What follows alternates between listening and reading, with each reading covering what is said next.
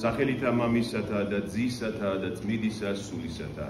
წინა კვირას ჩვენ იქ დავამთავრეთ სახარება, როდესაც იესომ დიდარი მღვდელმთავარი ახალგაზრდა ჭაბუკი წუხარებით გააცილა. ხედავდა რომ მან ვერ დათმო მისი სიმდიდრე, ქონება იმისთვის რომ გაჰყოლოდა იესოს და ამბობს რომ როგორი ძნელია მათთვის ვინც დამოკიდებულია სიმდიდრეზე ცათასას უფლებელში შესვლა.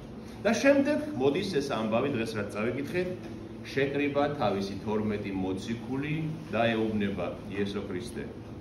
აჰა, ავდივართ იერუსალიმში. თავდება სიკვდილისთვის მიდის იესო იერუსალიმში. და უთხრა მათ, რათა აღსრულდეს ყველაფერი რაც დაწერილია წინასწარმეტყველთა მიერ კაცის ძისთვის. კაცის ძე არის იესო ქრისტეს ერთ-ერთი სახელი ბიბლიაში. ვინაიდან გადასცემენ მას წარმართებს და შეურაცხყოფენ, აგინებენ, აფურთხებენ, სცემენ და მოკლავენ და მესამე დღეს აღდგება იგი. მაგრამ მათ ვერაფერი გაიგეს, დაფარული იყო მათთვის ეს სიტყვა და ვერ შეიცნეს თქმული. ამას ეუბნება იესო ქრისტე, რომ აი ეხლა ეს მოხდება, მაგრამ თითქოს ბრმანი არიან და ყრუნი არიან, ვერ იგებენ, რატომ? იმიტომ რომ ისინიც იმ დროის გავლენის ქვეშ არიან მოწაფეები და იესოს ელოდებიან, მესიას ელოდებიან, როგორც ამ ქვეყნიურ მეფეს. ისინი ელოდებიან, რომ აი ხვალზე გაათავისუფლებს რომელთა ბატონობისგან და ქრისტე ეუბნება, რომ არა, მომკლავენ მე მალე იერუსალიმში, ამიტომაც ვერ იგებენ. აი ხედავთ, ხანდახან დროის სული იმდენად ძლიერია, თუ მას აყოლილი ვართ, რომ ღვთის სიტყვას ვეღარ ვიგებთ, რასაც ღმერთი გვეუბნება. ამიტომ ეს უნდა იდგეს პირველ ადგილში. აი ეს რაც იესომ ახლა თქვა, მთელი ბიბლია, ეს მე მინდოდა აუცილებლად გაგვერჩია ეს ადგილი. მთელი ბიბლია, აი მხოლოდ ეს ადგილიც კი რომ გაიაზროს ადამიანმა, მთელი ბიბლია ამაში მოქცევა. ნახეთ, ავდივართ იერუსალიმში. იესო ქრისტე ამბობს წინასწარმეტყველებებს, რომელიც მასზე უნდა აღსრულდეს. ისმით ჩვენ ხომ ეს გვითხოვს, არც ერთ სხვა სარწმუნოებას, სხვა რელიგიას ეს არ აქვს. არ არსებობს ასეთი რამე, რომ ღმერთი საუკუნეებით ადრე წინასწარმეტყველებს უცხადებს იმას, რაც უნდა აღსრულდეს. და ეს განვრცობილია სადღაც 4-5 საუკუნე, 5000 წელიწადს. გესმით? ეს ყველაფერი რაც აღსრულდა ჩვენს დღეებში. აი მაგალითად, ავდივართ იერუსალიმში. ანუ იერუსალიმში უნდა მოხდეს მისი ჯვარცმა. გახსოვთ? ბიბლიის პირველივე წიგნში აბრაამს რომ ეუბნება ღმერთი, წაიყვანე შენი ვაჟი, ერთადერთი პირმშო ისაკი და შემომწირე. სად ეუბნება, სად წადიო? იერუსალიმში. მორიას მხარეში წადიო. და იერუსალიმი არის მორიას მხარეში. ჯერ კიდევ მაშინ ისრაელის დასაწყისი როცა იყო აბრაამი, მამამთავარი აბრაამის დროს ეუბნება რომ მორიას მხარეში იერუსალიმში ერთ-ერთ მთაზე მოხდება მისი ნამდვილი ძის, აი მარადიული ძის ჯვარცმა და ისაკი აბრაამის შვილი. მხოლოდ წინასახი იყო ამ ყველაფრის, რომელიც აღსრულდა იესო ქრისტეს. შემდეგ ამბობს უფალი, გადასცემენ წარმართების ხელში. და იყო და წინასწარმეტყველები ის, რა თქმა უნდა იყო. ჯვარცმა მისი წერია ჯულს მეხუთე წიგნში, თორას მეხუთე წიგნში წერია რომ დაწყევლილია ის, ვინც ხეზე იქნება ჩამოკიდებული. ანუ ის, ვინც მოკვდება ისრაელისთვის, ვინც დაიწყევლება კაცთა გამოხსნისათვის, ხეზე იქნება ჩამოკიდებული და ჯვარცმა სუფთად წარმართული სასჯელი. ებრაელებს ჯვარცმა არ ჰქონდათ თვითონ. ეს სპარსელებმა მოიგონეს, შემდეგ რომაელებმა სრულყვეს და ეს ჯვარცმა, როგორც იესო ქრისტე ჯვარცს დასაჯეს სიკვდილით, ეს იყო სუფთად წარმართული სასჯელი. ნახეთ, წარმართა ხელს გადაეცა. ფსალმუნში ნახეთ, ეს არის 21 ფსალმუნი, როცა ქრისტე წინასწარ ლაპარაკობს, 10 საუკუნით ადრე წერს დავითი ამას და ქრისტე ამბობს, მომადგენენ მე როგორც ძაღლები მრავალნი, და ძაღლები იყო წარმართა სიმბოლო. იმავე ფსალმუნში ამბობს უფალი რომ ნასუქი ხარები შემომერტყნენ მეო. ხარი ხო წმინდა ცხოველი იყო, ნასუქი ხარები იყვნენ ის გაფუფუნებული მღვდელმთავრები, რომლებმაც ჯვარს აწვეს ის და ასევე ძაღლები მრავალ მომადგენენ გარშემო წარმართები და ღმერთო მიხსენი ამ ძაღლთა ხელიდან. ანუ წარმართებზე ლაპარაკობს ის რაც აღსრულდა რომაელებმა აღასრულეს მისი ჯვარცმა. შემდეგ ამბობს იესო შეურაცხყოფენ, აგინებენ, აფურთხებენ, სცემენ და მოკლავენ. მე მხოლოდ რამოდენიმე წაგიკითხავ. ბიბლია სავსეა ამ წინასწარმეტყველებს, რამოდენიმე წაგიკითხავ. ნახეთ, იესაიას 51 თავში, ესაი როდის ცხოვრობდა 7 საუკუნით ადრე ქრისტემდე. რას ამბობს ესაია, ნახეთ? ქრისტე ლაპარაკობს წინასწარ. მოდი ესაიას ათქმევინებს ამას ღმერთი. ზურგი მქონდა მიშვერილი ჩემი მცემელებისთვის. 50 თავია ისაიას. ზურგი მქონდა მიშვერილი ჩემი მცემელებისთვის, ხომ გაშოლდეს, ხომ გაროზგეს უფალი, ხომ გაამათრახეს მათრახის თავებზე, მათრახის ბოლოებზე რკინის ეკლები იყო დამაგრებული და იმით დააგლიჯეს ხორცები. და წინასწარ ამბობს, რომ ზურგს მიუშვერ ჩემ მცემელებს და ყბები ჩემი წვერების მგლეჯელებისთვის. გახსოვთ სახეში რომ შემოარტყა სასამართლოს წინ ერთ-ერთმა და უთხრა აბა გვიწინასწარმეტყველე ვინ გცემაო არ დამიფარავს პირისახე დამცირებისაგან და ფურთხებისაგან. აი ამას რასაც უფალი ამბობს წინასწარმეტყველებს ესაია ფურთხისგან და შეურაცხყოფისგან არ დამიმალავს ჩემი სახე, რადგან მსხვერპლი ვარ კაცთა გამოსახსნელად. შემდეგ წერია იესაიას 53 თავში უფალმა კი მას, ანუ იესო ქრისტეს შეყარა ყველა ჩვენგანის უკეთურება, ევნო და ეწამა, მაგრამ არ დაუძრავს ბაგე, კრავივით და საკლავად მიიყვანეს და როგორც ხვარი დუმს პარსველთა წინაშე, მასაც არ დაუძრავს ბაგე. ყველაფერი წინასწარ ითქვა. შემდეგ ამბობს უფალი და ბოლოს სიტყვა აღდგება იგი ამ ყველაფრის შემდეგ მესამე დღეს. აღდგომად რა წინასწარმეტყველები იყო მისი? რა თქმა უნდა, ფსალმუნი, მე-15 ფსალმუნი თუ გახსოვთ. შემდეგ პეტრე მოციქული იმოწმებს ამას მოციქულთა საქმეში. ქრისტე ლაპარაკობს მე-15 ფსალმუნში. წინასწარ ხედავდი უფალს ჩემ ფარველად.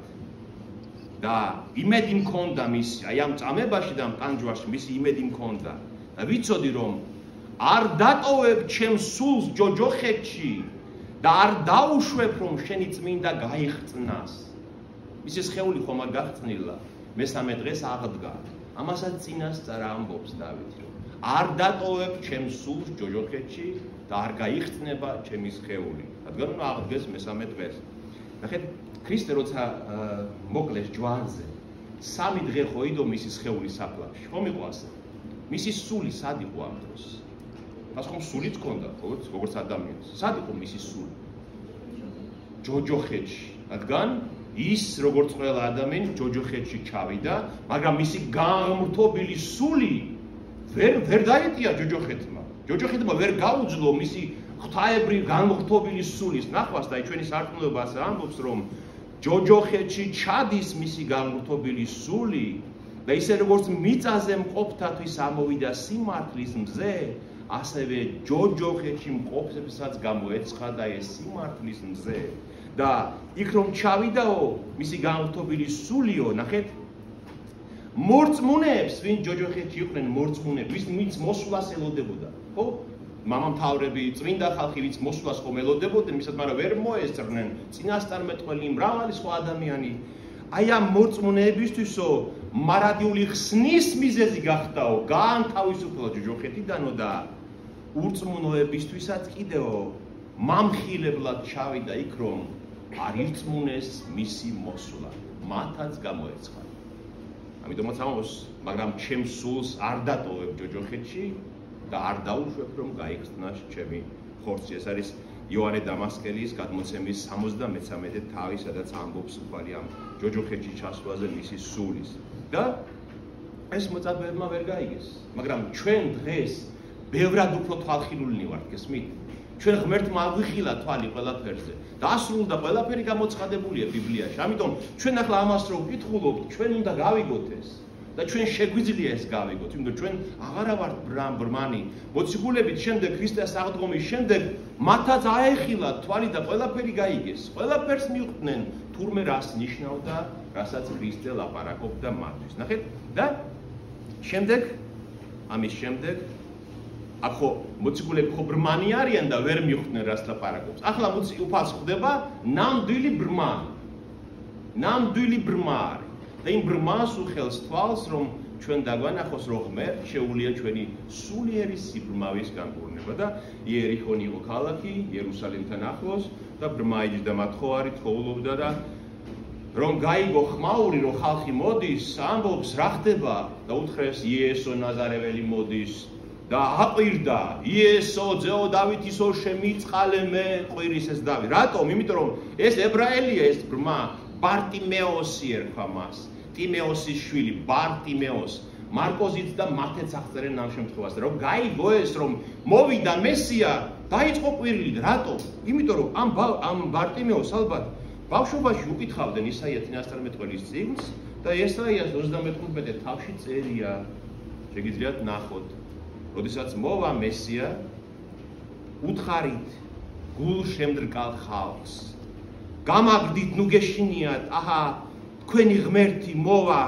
შურისგება ღვთისსაზღაური ის მოვა და გიხსნით თქვენ მაშინ აეხილებათ თვალები ბრმებს და ყურებს სასმენელი გაეხსნება მაშინ როცა მოვა ქრისტეო ბრმებს თვალნი აეხილებათ ამ ბარტიმეოსმა ეს იცის ბავშვობიდან უკითხავდნენ ამას და რომ გაიგო რომ იესო ნაზარეველი მოვიდა დაიწყო ყვირილი იესო ძეო დავითისო შემიწყალე მე მიშველე და არ ჩერდება ნახეთ და წინ ვინც მოდის ტუქსავენ და უნებიან გაჩუნდინ ნუ ყვირი ხარ და ეს არ ჩერდება უფრო მახმამავლა ყვირის რატომ იოվել წინასწარმეტყველი ამბობს რომ მესამე თავში იოվել წინასწარმეტყველის ვინც მოუხმობს მის სახელს გადარჩება ვინც მის სახელს მოუჭებს ამან მოუხმობს ამან ეს იცის და ქრისტე ერთადერთი ხსნა მისი და ყვირის იესო დავითის ძეო შემიწყალე ქრისტემ გაიგო ეს ხმა რა თქმა უნდა და გაჩერდა და დააძახებინა მოიყვანეს რომ მოიყვანეს ეკითხება რა გინდა ჩემგან ეუბნება მან უნდა თვითონ თქვას რა უნდა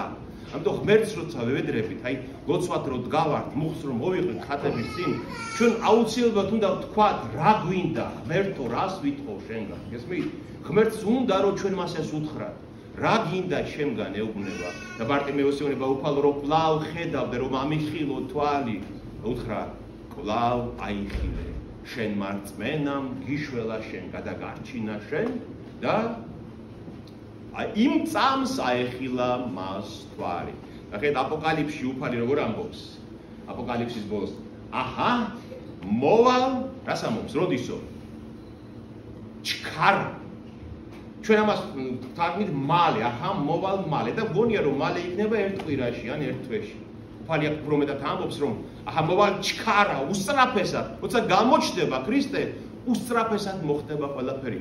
იქ დრო აღარ იქნება არაფრის არც გამოსწორების, არც ლოცვის, არაფრის უსწრაფესად მოხდება.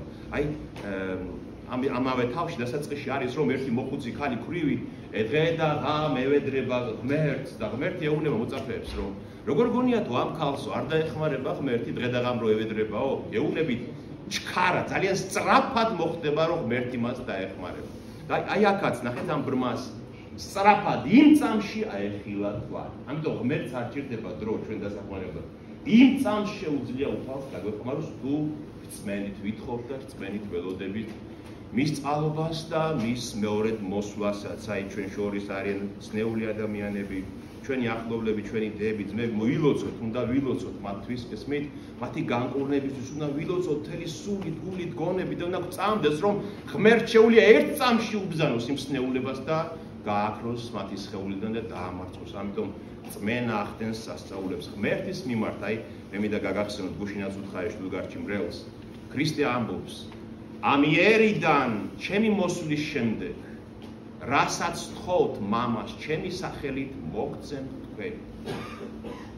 მამას ზეციოს უნდა ვთხოვოთ რომ შენი ძის ქრისტეს სახელით გევედრებით დაგვეხმარე შეგვეწიე იმაში რასაც გთხოვთ. ამიტომ თქვათ ჩვენ რა გვინდა და რა არის ჩვენი გასაჭირი. აი ეს არის ამას მოგვითხრობს სახარების ეს ადგილი.